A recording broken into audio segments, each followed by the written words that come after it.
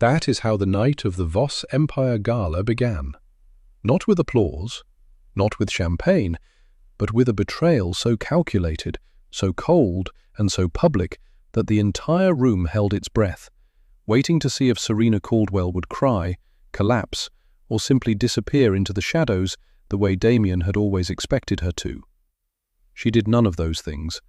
But let's go back, because what happened that night didn't begin in the ballroom. It began 3 years earlier, in a small architecture firm on the corner of 5th and Madison, where a 29-year-old woman with a drafting pencil behind her ear and fire in her eyes was about to design something that would change her life, and eventually destroy the man who tried to steal it from her. Serena Caldwell was not the kind of woman people forgot. She had the kind of quiet beauty that didn't ask for attention, but commanded it anyway. Sharp, brown eyes that saw everything, hands that could sketch a building in 10 minutes and argue the structural load calculations in the next. She had graduated top of her class at Columbia University's Graduate School of Architecture. She had turned down offers from firms in London, Dubai, and Tokyo. She had chosen to stay in New York because she believed this city was worth building for. She was 32 years old on the night of the gala, 6 months pregnant, wearing a floor-length navy gown that her friend Cassie had helped her zip up that afternoon because her fingers were trembling too much to do it herself. She was sitting at table 14, the farthest table from the stage. Not the wife's table, not even a family table. Table 14 was where they put the corporate guests nobody important wanted to sit next to. Damien had told her the seating was handled by his events team. She had believed him. She had believed a lot of things about Damien Voss that turned out to be carefully constructed lies. The ballroom of the Caldwell Tower was breathtaking. Floor-to-ceiling windows, crystal chandeliers that scattered light across the marble like fallen stars. Custom-built arched ceilings that curved inward with perfect acoustic geometry.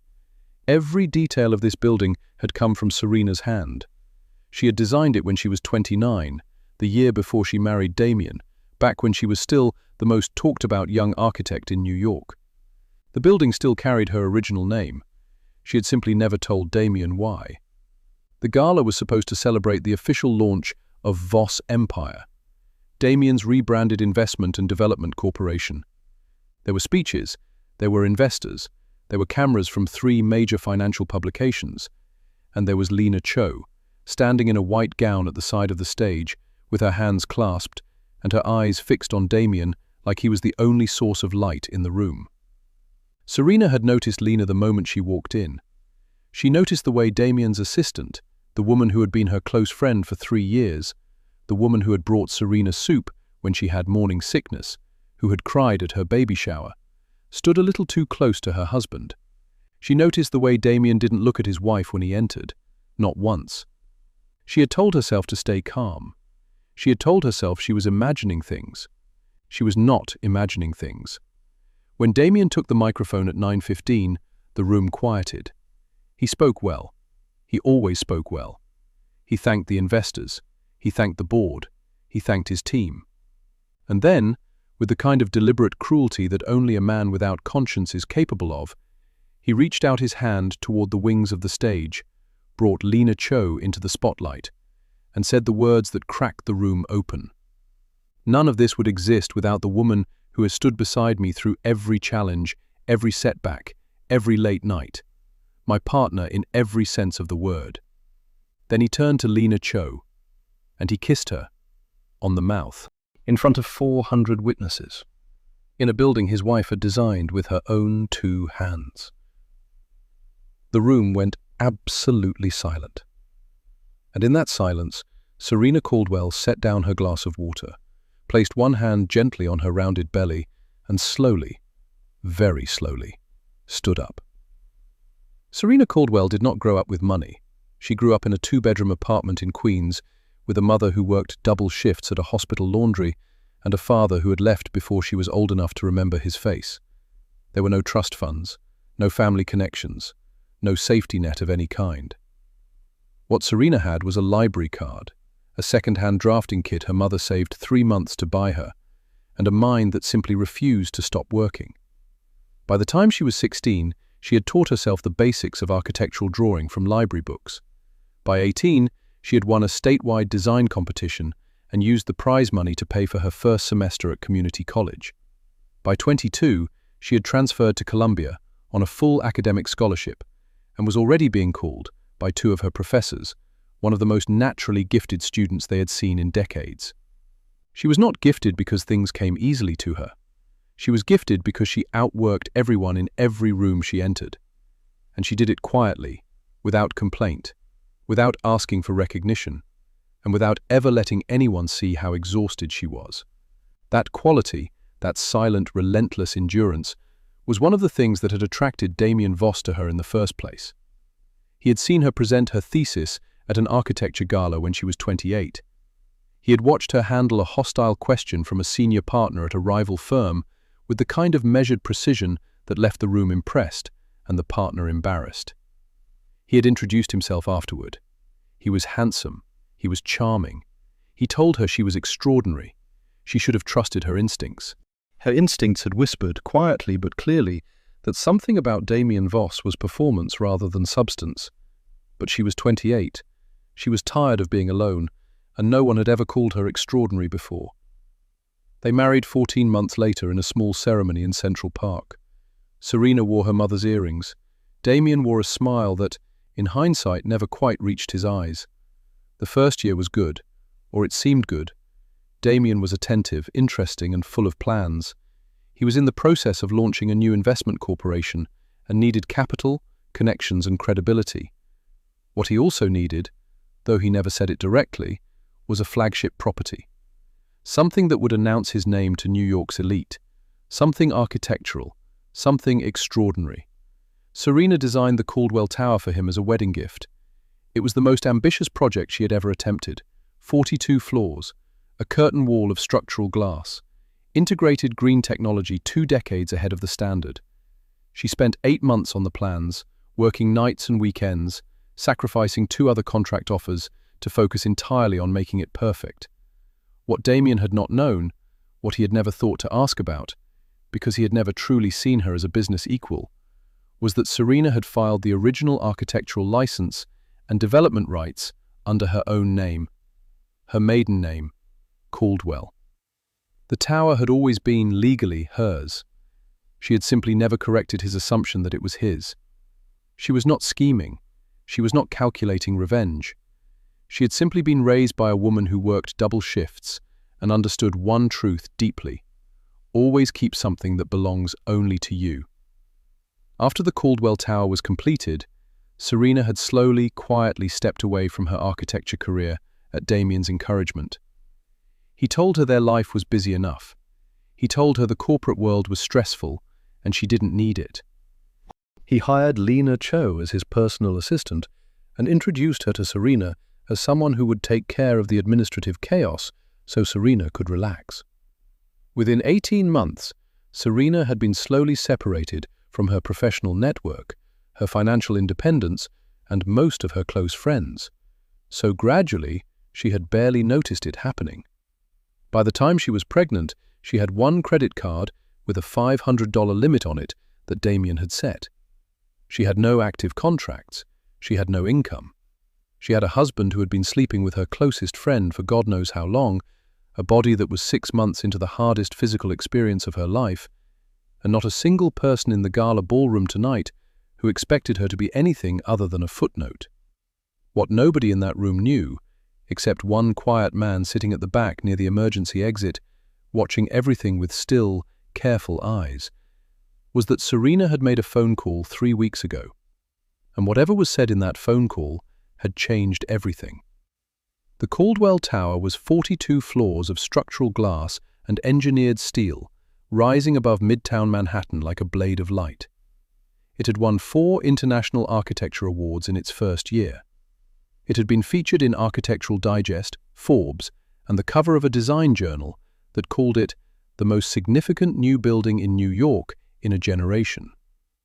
It was a building that made people stop on the sidewalk below and tilt their heads back in involuntary admiration. Serena had never taken credit for it publicly. Damien had always been the face of the project. She had let him. She had smiled beside him in photographs and said nothing.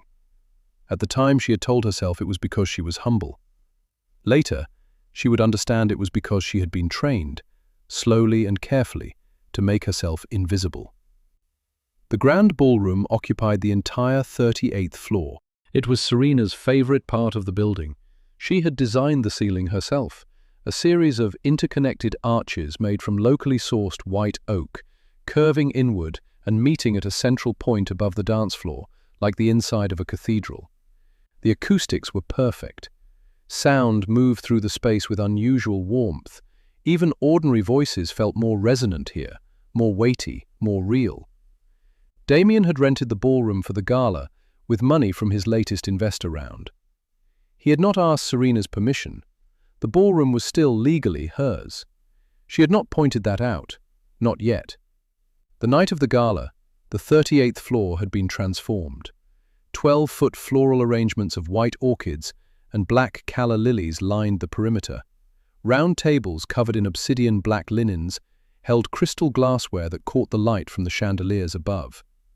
A custom stage had been built at the north end of the room, flanked by LED screens displaying a looping logo, Voss Empire.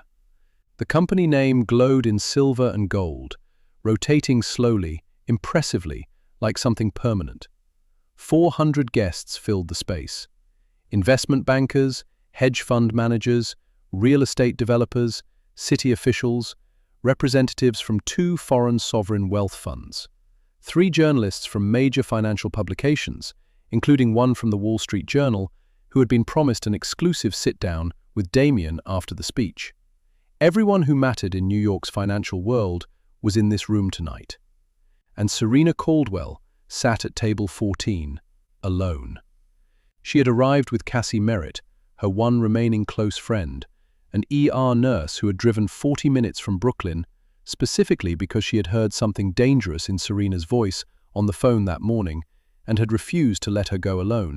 Cassie sat beside her now, one hand discreetly on Serena's arm, watching the stage with the careful eyes of a woman who had spent a decade reading vital signs and could recognize when something was about to go very wrong.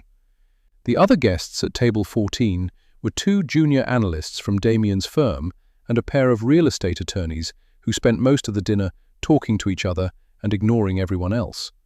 Nobody at table 14 was important enough to matter to Damien tonight. That had been the point. What Damien had not accounted for, what he had systematically underestimated for 3 years, was that the woman he had seated in the corner of his party had designed the building they were standing in, every load-bearing column, every acoustic curve in the ceiling above them, every emergency exit, every structural calculation. This was Serena's building, in a way that went far beyond the legal paperwork. She knew every inch of it, including the location of the building management office on the 35th floor, where a secondary microphone panel for the ballroom's audio system could be accessed with a keycard. The keycard she still had, because the property management company still sent their quarterly maintenance reports to her personal email address, because her name was still on the original licensing agreement, because Damien had never thought to check. The flowers smelled of orchid, and something sharper underneath, something electric. The LED screens rotated their silver logo. The journalists typed notes. The investors smiled at each other over their crystal glasses.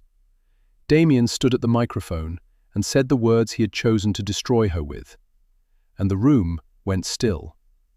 But 3 floors below, in the building management office, the door had already been unlocked, and the man with still, careful eyes had already positioned himself beside the secondary audio panel, waiting for Serena's signal. Damien Voss was the kind of man who had learned very early that charm was a tool, and that a tool, used consistently enough, eventually looks like character. He was 41 years old, dark-haired, broad-shouldered, with a jaw that photographed well, and a handshake that communicated authority before he said a single word. He had grown up in a comfortable Connecticut suburb, the 3rd child of a financial consultant father who had handed him his first investment account at age 18 and told him the only thing that mattered in this world was leverage. Damien had taken that lesson and expanded it well beyond money. He understood leverage in all its forms. Social leverage, emotional leverage, the quiet leverage of making someone feel dependent on you before they realized what was happening. He had applied this to his business dealings, his investor relationships, his friendships, and, most deliberately, to his marriage. He had not married Serena because he loved her. He had married her because she was extraordinary, and he wanted extraordinary things associated with his name. He had watched her design the Caldwell Tower and understood, with the cold clarity of a man who measured everything by what it could do for him, that she was the most genuinely talented person he had ever met. So, he had done what he always did with talented things. He had acquired her. He had made her feel seen, made her feel safe, made her feel like his equal. And then, once the papers were signed and the building was complete, he had very methodically begun to reduce her. He had done this before. His first serious relationship, with a music producer in his late 20s, had ended when she finally realized she had stopped making music entirely and couldn't explain when or why. His second, with a corporate attorney, had ended similarly. She had left the firm, moved across the country, and spent 2 years in therapy, reconstructing who she was before Damien Voss. Neither woman had pressed charges. Neither had spoken publicly. Damien was very careful about the kind of damage he left behind. Lena Cho was 29 years old, and a great deal more aware of what she was doing than Damien gave her credit for. She had taken the job as his personal assistant 2 years into his marriage to Serena, and she had come in with a plan. She was sharp, organized, and possessed of a particular talent for identifying power structures and inserting herself adjacent to them.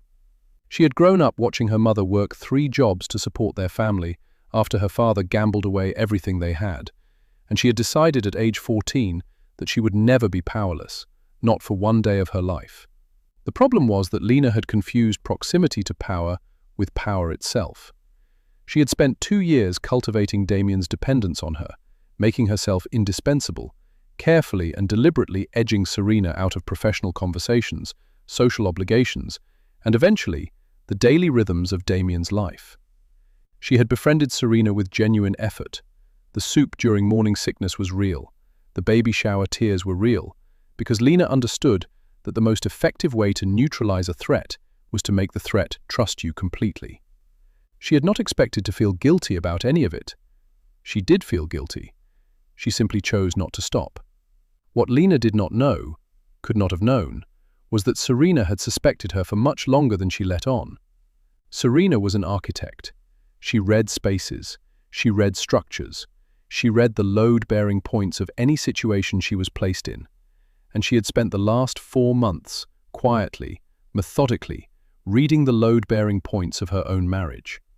She had found things, small things at first. A hotel receipt in a jacket pocket, a calendar entry labelled only with initials, a change in the way Damien held his phone when she walked into a room, and then larger things. An email thread, accessed from a shared cloud backup that Damien had forgotten he enabled, that contained 8 months of correspondence between him and Lena, so detailed and so cold-blooded in its discussion of Serena's assets and legal vulnerabilities that she had sat in her kitchen for 40 minutes, unable to move. That was the night she had called Nathan Pierce. Nathan was someone Damien had spent 3 years trying to make Serena forget. He was her former business partner, her professional equal, her oldest trusted friend. And, Damien had correctly sensed from the beginning, something more. A quiet, steady presence that had never demanded anything from Serena, but had always, without condition, been there. What the email thread between Damien and Lena had not accounted for was that Nathan Pierce had spent the past 18 months working on something very quietly, very carefully, and when Serena called him that night, he had simply said, "I've been waiting. Everything is ready." The kiss lasted approximately 4 seconds. Serena counted them. She did not know she was counting until it was over, and the number 4 existed in her mind with absolute clarity, like something she would carry forever. 4 seconds. The length of a slow breath. The length of a heartbeat stretched wide with shock. 4 seconds in which 400 people watched Damien Voss press his lips to Lena Cho's mouth on a stage lit by spotlights, in front of cameras, in front of the board of directors, in front of investors who had flown in from Singapore and Dubai, in front of the Wall Street Journal, in front of his pregnant wife. Cassie's hand tightened on Serena's arm, not to stop her. Cassie had known Serena long enough to know she wouldn't break. The grip was something else, the grip of someone communicating without words. I am here. Whatever comes next, I am here. What came next was the silence, the particular silence that only lands when an entire room full of sophisticated, wealthy, professionally composed people is confronted with something so raw, so unambiguous, and so cruel that their social training fails them completely. No one laughed, no one whispered, no glasses clinked. The silence was total. Damien pulled back from Lena and reached for the microphone again, apparently unbothered. His face held the expression of a man who had rehearsed this moment and decided it would go exactly as planned. "Ladies and gentlemen," he continued, his voice smooth, his posture easy, "Lena Cho will be joining the Voss Empire executive team as Chief Operating Officer. I hope you'll join me in welcoming her into the family." Polite, uncertain applause scattered through the room. People were not sure what they had just witnessed. The company event, the title announcement, the kiss, the wife at table 14. The architecture of the moment was confusing enough that most people defaulted to applauding because that was what you did when someone handed you a cue. Serena heard the applause from very far away. She was aware of her heartbeat, slow and steady, which surprised her. She had expected panic. She had been expecting panic for weeks, every time she mentally rehearsed this moment, preparing for what she had known, since the night she read those emails, was coming. She had expected to feel something collapse inside her. Instead, she felt a stillness. The kind of stillness that arrives after a storm that has been building for years finally breaks. She reached into her evening bag. She found her phone. She opened the messaging app and typed 3 words to Nathan Pierce. "It's time now." She pressed send. Then she placed her phone back in her bag, smoothed the front of her navy gown over the curve of her belly, and looked up at the stage, where her husband was smiling at Lena Cho with the relaxed confidence of a man who believed he had already won. The events coordinator for the gala, a young woman named Devon who had been hired through the building management company and who had, quietly and at Nathan's request, made one small adjustment to the event setup that afternoon, moved to the side of the room and pressed the earpiece in her left ear. She received a signal. She nodded. She walked to the side entrance near the stage and held it open. 3 things happened in the next 90 seconds that Damien Voss would spend the rest of his life trying to understand. First, the LED screens behind the stage, the ones rotating the silver Voss Empire logo, flickered. Then they went dark. Then they came back up displaying something entirely different. A legal document. The original architectural licensing agreement for the Caldwell Tower, with Serena's name across the top in bold print, and a secondary corporate ownership document beneath it, stamped and notarized, showing the 51% founding stake in the Voss Empire parent holding company, filed under the name Serena Caldwell, 3 years ago, when Damien had asked her to handle the administrative incorporation paperwork, and assumed she had simply done what he asked. She had done what he asked. She had simply done it correctly. The second thing that happened was that Nathan Pierce walked through the side entrance, stood at the edge of the stage, and handed Serena Caldwell a wireless microphone. The third thing was that Serena walked up the 3 steps to the stage, stood in the center spotlight, and looked out at 400 people who were staring at her with their mouths open. She did not look at Damien. She looked directly into the camera from the Wall Street Journal, and she smiled. She had planned the smile. She had planned every word that followed it. She had planned the documents on the screen and the microphone and Nathan's position at the edge of the stage. She had planned all of it, carefully, over 4 weeks, with Nathan's help and 2 corporate attorneys who had worked through 3 consecutive weekends to get every document in order. What she had not planned was what happened after. Serena spoke for 6 minutes. She was measured, precise, and completely composed. She stated the facts. She explained the legal structure of the Voss Empire parent holding company. She confirmed that as the majority founding shareholder, she was formally calling an emergency board review, effective immediately, and that all public financial announcements made that evening were suspended pending verification by the board. She thanked the investors for their time. She stepped off the stage. And then she walked through the ballroom, through the marble corridor, through a service door that she knew led to a small prep kitchen on the 38th floor, because she had designed this building and she knew every room in it. And she sat down on a stainless steel prep counter, and she shook. Cassie was through the door 40 seconds later. She didn't say anything. She just put both arms around Serena and held on. And Serena pressed her face into her friend's shoulder and made a sound she had never made before in her life. Not quite crying. Something deeper than crying. Something that had been compressed for 3 years and finally had permission to move. Her hands were trembling. She pressed them flat against her thighs and breathed.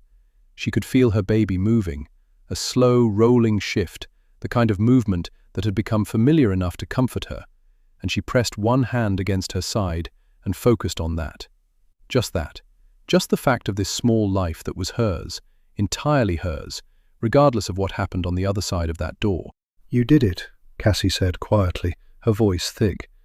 "I haven't done anything yet," Serena said. But even as she said it, she knew it wasn't entirely true. She had done the hardest thing. She had stood up. In front of everyone who had been invited to witness her humiliation, she had stood up, and she had refused to be the story Damien had written for her. But the shaking didn't stop. It moved through her in waves, her hands, her shoulders, the back of her jaw. 3 years of being made smaller. 3 years of telling herself she was overreacting, imagining things, being ungrateful. 3 years of watching the woman she had been, the woman with the drafting pencil and the fire and the full academic scholarship, recede like a shoreline seen from a moving ship. It had taken only 18 months for Damien to accomplish what he had set out to do, and it had taken her longer than she wanted to admit to see it clearly. The service door opened. Nathan Pierce stepped in. He had the careful, unhurried way of moving that Serena had always associated with him, a man who never filled space with noise or urgency. He looked at her for a moment without speaking. Then he said, "The board chairman wants to speak with you. He's in the 37th floor conference room. I told him 20 minutes. "I need 10, Serena said. Nathan nodded. He looked at her the way he had always looked at her, like she was not a problem to be solved or a person to be managed, but simply someone worth seeing. "You're going to be okay," he said, not as reassurance, as a statement of fact, which was so much better. "I know," she said, and she meant it, even through the shaking. What she didn't know, what she could not have prepared for, was that while she sat in the prep kitchen, pulling herself back together, 2 things were happening simultaneously that would require everything she had left. The first was that Damien had cornered one of his board members in the corridor and was attempting, loudly and without restraint, to argue that the documents on the screen were forgeries. He was using his voice the way he always did when he felt his control slipping, getting bigger, louder, more aggressive, and 3 journalists were standing close enough to capture all of it on their phones. The second was that Lena Cho, standing alone near the stage in her white gown with her composure entirely gone, had pulled out her own phone and was making a call. And the person she was calling was not Damien. She was calling Damien's first lawyer, the one who had drafted the original incorporation papers, and what she said into the phone turned the color from her face entirely. The 37th floor conference room was a long, glass-walled space designed for exactly the kind of conversation that was about to happen. Serena had designed it with this in mind, a room where power could be exercised without theatrics, where the view of the city below reminded everyone present that the decisions made here had weight. She had not known, when she designed it, that she would one day sit at the head of its table. She sat there now. Nathan was to her left. 2 attorneys, Claire Novak and David Shen, who had worked through those 3 consecutive weekends, were to her right, each with a document portfolio open in front of them. Across the table sat Harland Cross, the board chairman of Voss Empire, a 63-year-old man with silver hair and 25 years of experience, identifying when a company was about to change direction. He was looking at the documents Claire had placed in front of him, with the expression of a man who had long suspected something was wrong, and was only now understanding how wrong. "These are genuine," he said. It was not a question. Notarized, filed, and independently verified by two separate corporate law firms, David Shen confirmed. The 51% founding stake was established at the time of original incorporation. Ms. Caldwell has been the majority shareholder of the Voss Empire parent holding company for 3 years. Harland Cross leaned back in his chair. He looked at Serena. "Does Damien know?" "He knows now," she said. There was a pause. Harland rubbed the bridge of his nose. The announcement tonight, the COO appointment, the public statements about expansion, all made without majority shareholder authorization, Claire Novak said, which means they are legally invalid. Another pause. Harland Cross looked back down at the documents and was quiet for a moment that felt very long. Then he said, quietly, "There's something else, isn't there? You didn't just come here with the ownership papers." Serena looked at Nathan. He opened the laptop he had brought and turned it to face Harland Cross. What was on the screen had taken Nathan 4 months to compile, and it was the second reason Serena had called him on the night she read those emails. Nathan Pierce had spent the past 3 years not simply waiting quietly in the background of Serena's life. He had been, without her knowledge and without any request from her, building a case. Because Nathan had worked closely enough with Damien Voss during the early development phase of the Caldwell Tower to see things that hadn't sat right with him. Financial irregularities in the construction contracts, vendor invoices that didn't match the work performed, a pattern of redirected funds that individually looked like accounting errors but collectively told a different story. The laptop screen showed 3 years of that story. Damien Voss had been siphoning money from the Voss Empire Development Fund into a series of shell accounts, small amounts at first, then larger ones, routed through 3 jurisdictions in a structure that was clearly designed to survive a casual audit but would not survive a forensic one. The total amount over 3 years was $4.7 million. Harland Cross stared at the screen for a very long time. He was going to use this gala as the final public legitimacy moment, Nathan said. Once the announcement was made and picked up by the financial press, he had a window of approximately 60 days before the next scheduled audit. Based on the wire transfer schedule we found in the secondary accounts, he was planning to move the remainder in that window and then restructure the company in a way that would have left Serena legally separated from her founding stake, arguing abandonment of ownership interest due to non-participation. The room was silent. He was going to use her own building, Harland Cross said slowly, her own company, to erase her. He had already started, Claire Novak said. The board documents for tonight's meeting included a proposal, which was never shared with Ms. Caldwell, to reclassify her founding stake as a silent investor position with no voting rights. It was the 3rd item on the agenda for the post-gala board session that was scheduled for midnight. Harland Cross closed the laptop. He looked at Serena with an expression that was not pity, which she appreciated, but something closer to reckoning. A man who had sat across tables from a great many people and was only now understanding which one of them had been worth paying attention to all along. "What do you want to do?" he asked her. And for the first time since she walked into this building tonight, someone in a position of authority was asking Serena Caldwell what she wanted. What Serena wanted was justice, not revenge. She had spent enough of the last 4 weeks sitting with the difference between those two things to know they were not the same. Revenge was about Damien feeling what she had felt. Revenge was public and loud and satisfying in the way that fire is satisfying, bright and consuming and gone quickly. Justice was quieter. Justice was structural.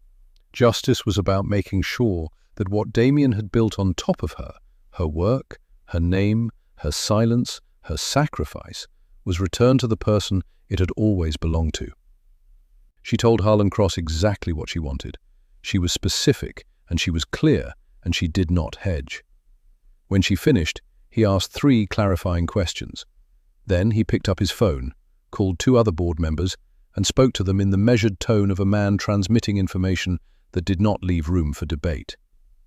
The formal emergency board session convened at 11:45 in the same 37th floor conference room.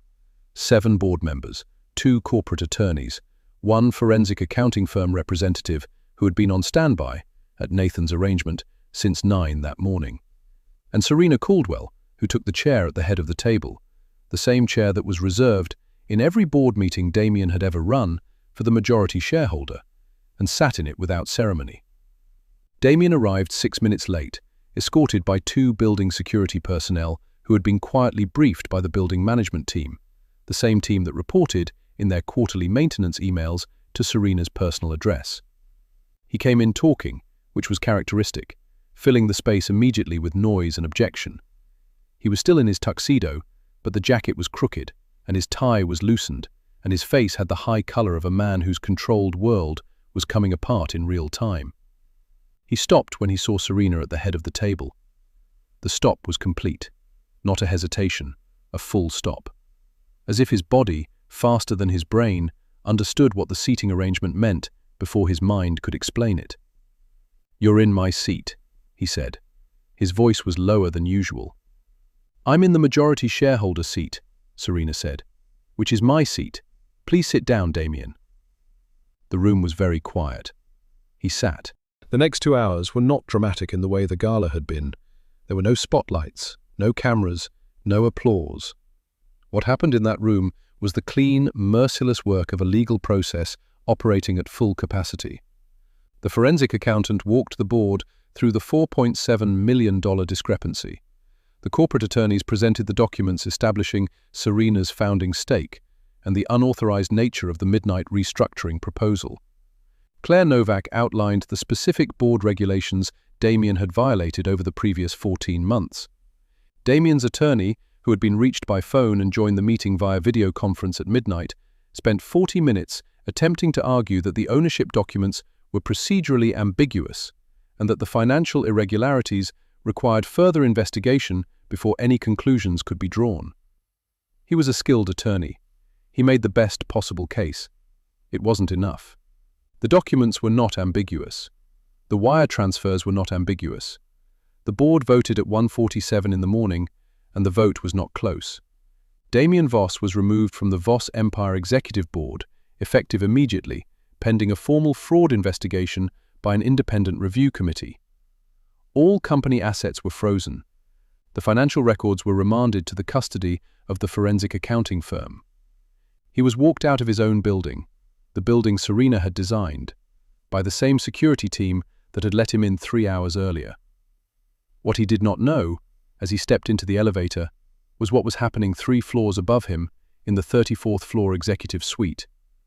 Nathan Pierce was there, with Harlan Cross and 2 senior board members, and they were reviewing the documents for a new corporate structure, one that Serena had drafted in outline 4 weeks ago, and that Claire and David had formalized over the previous weekend.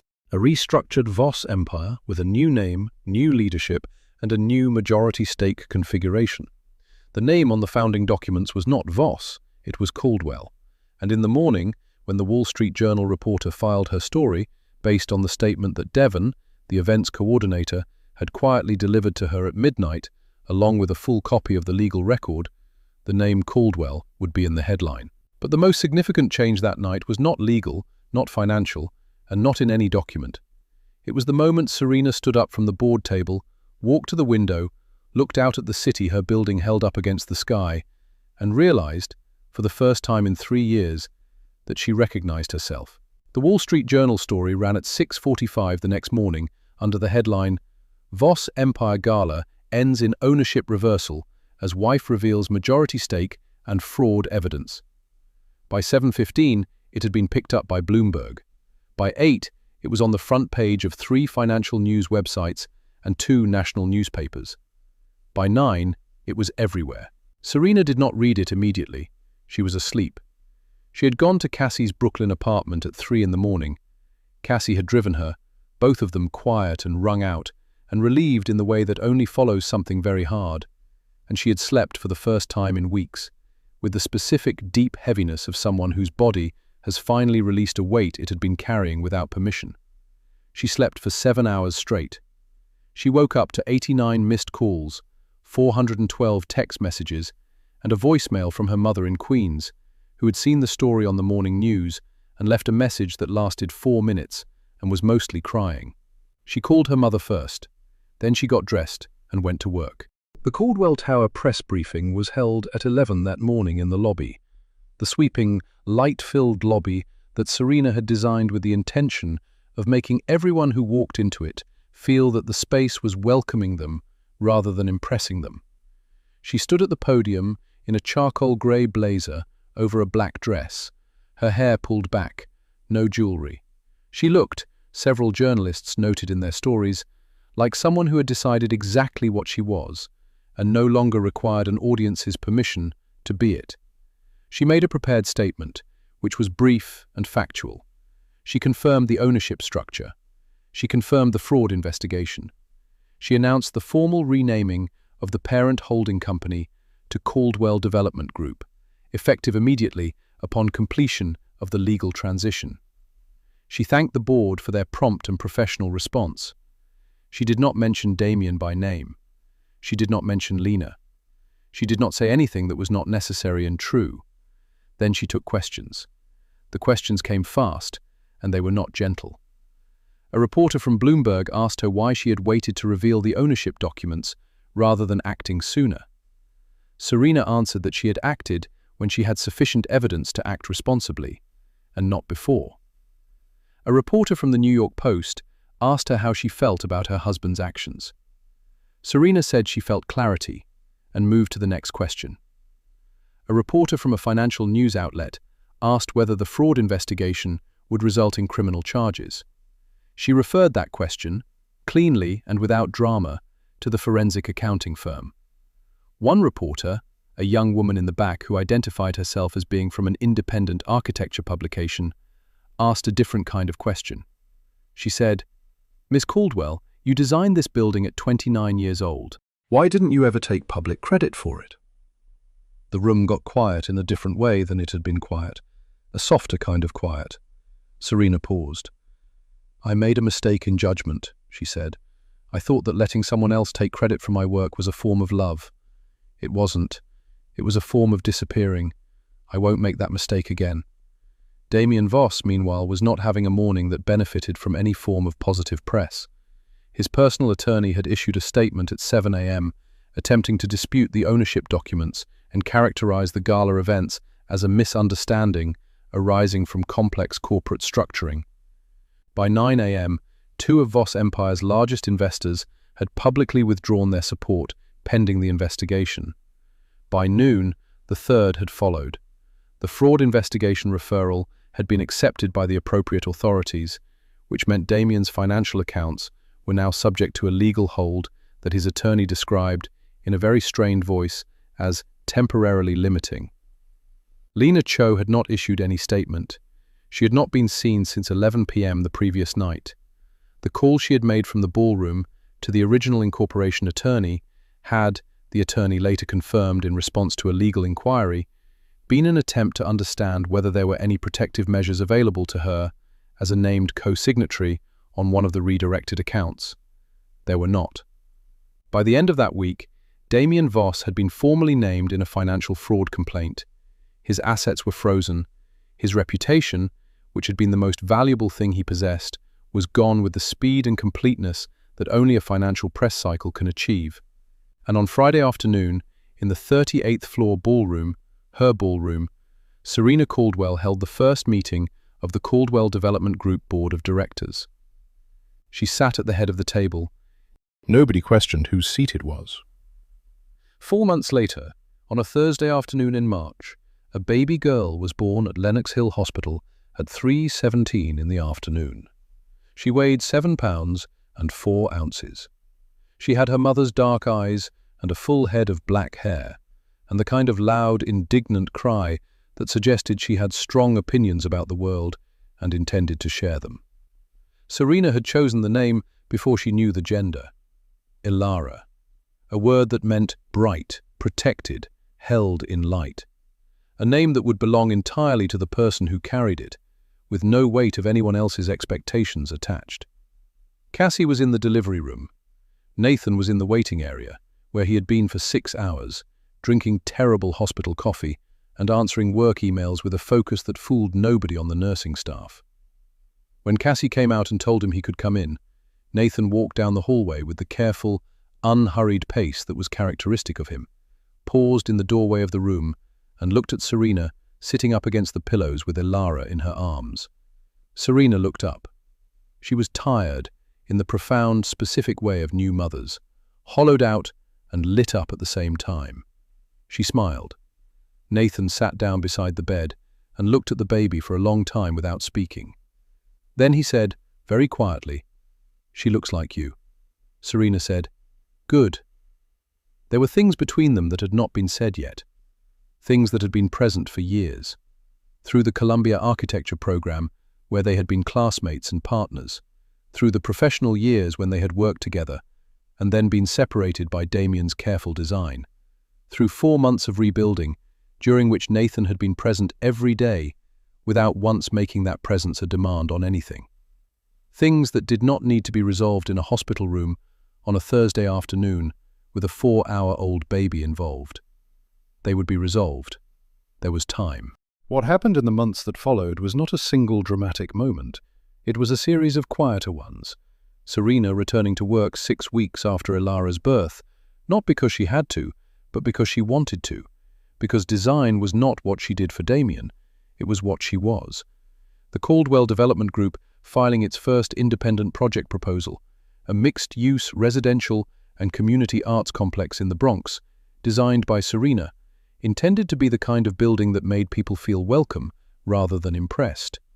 Harland Cross agreeing, at the first full board meeting, to name the project lead role to Serena with a unanimous vote. Damien Voss's fraud case was resolved 14 months later. He pled guilty to 3 counts of financial misconduct in exchange for a reduced sentence, 2 years probation, full financial restitution, and a permanent bar from serving on any corporate board in the state of New York. He lost the assets that had been frozen. He lost the reputation that had been his most carefully guarded possession. He moved, quietly and without announcement, to a smaller city where he was not known. He did not contest the divorce. He did not request custody of Ilara.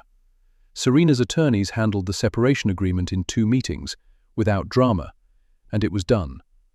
Lena Cho was removed from her position and named in the fraud complaint as an accessory to 2 of the redirected transfers.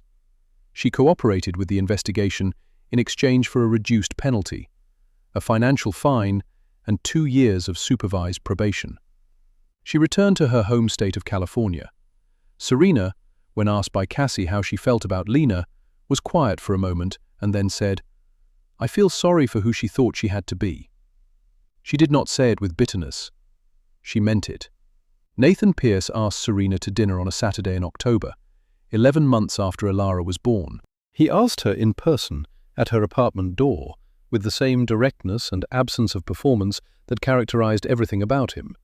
She said yes. The dinner was at a small Italian restaurant in the West Village, and they talked until the restaurant closed and then stood outside on the sidewalk in the October cold, talking for another hour, because neither of them was ready to stop. It was, Serena would later say, the best evening she could remember. Not because anything happened, because nothing had to happen. She was simply herself, and that was enough. They were married the following spring. Small ceremony. Brooklyn.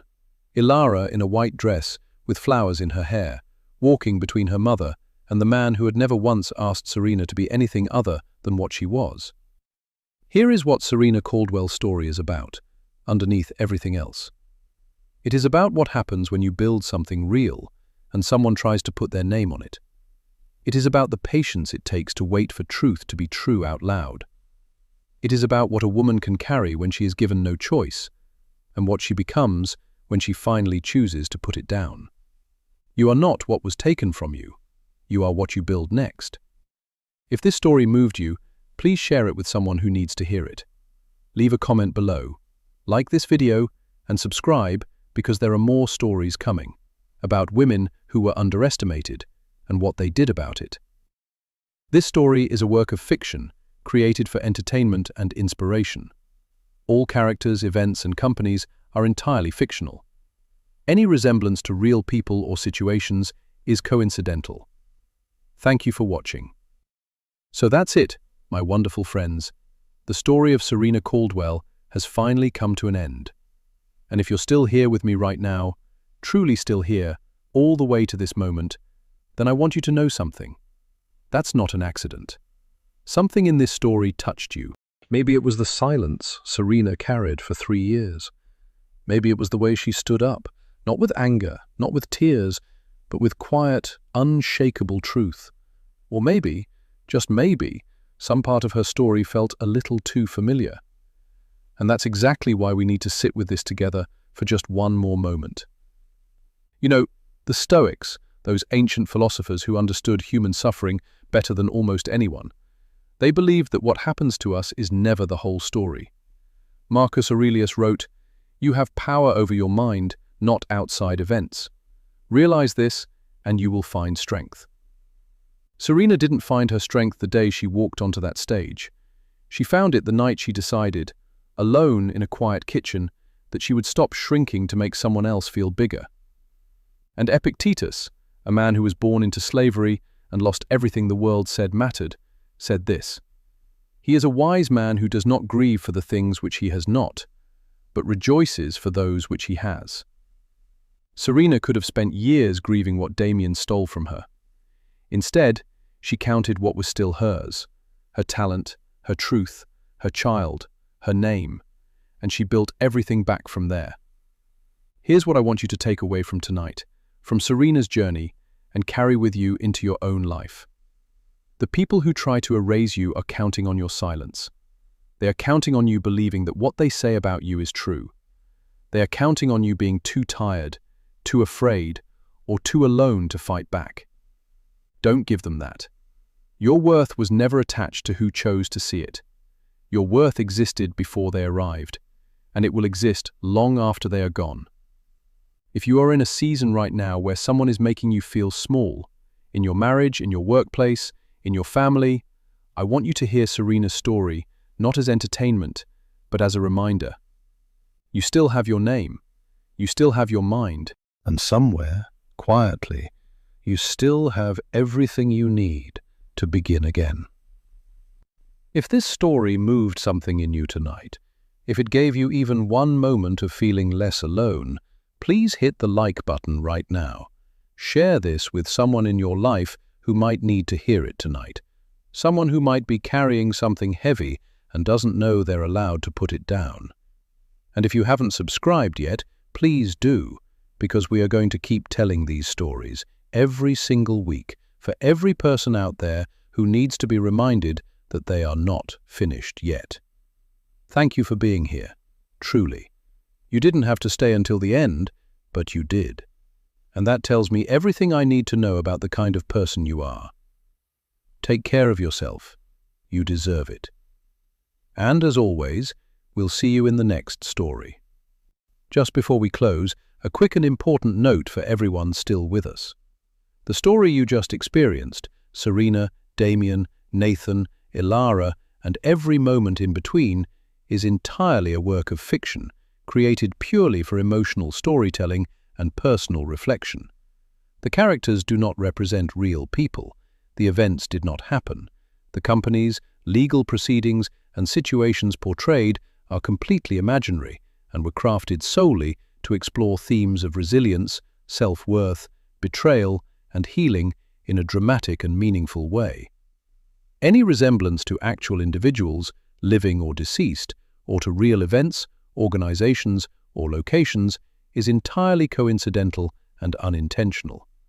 This channel does not intend to mislead, defame, or misrepresent any person or institution.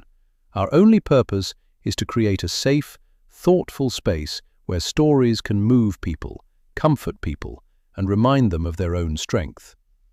Thank you for watching with an open heart and for understanding the creative and fictional nature of everything you saw today. We are grateful you were here.